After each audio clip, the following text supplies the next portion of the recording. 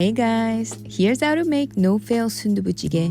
꿀tip number 1. 파 고추기름, aka green onion chili oil, is everything. This beautiful seasoning gives you that deep taste and vibrant red color. Vegetable oil and sesame oil on low heat. Lots of green onions. Let the aroma come out for a couple of minutes. Your favorite meat, if you're vegan, add shiitake mushrooms. My favorite for sundubu is of course pork belly.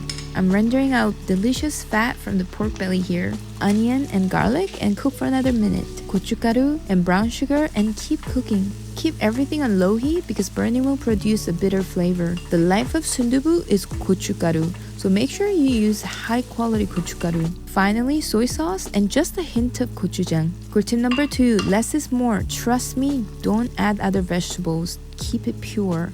Now add your favorite stock. 꿀tip number 3.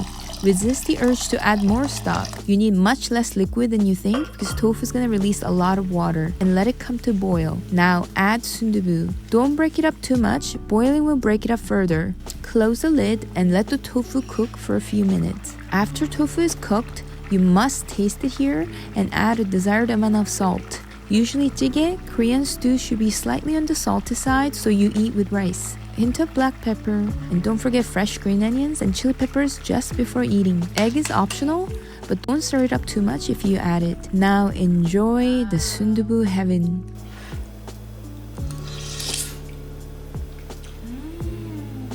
Recipe and tips on my IG. 맛있게 먹어.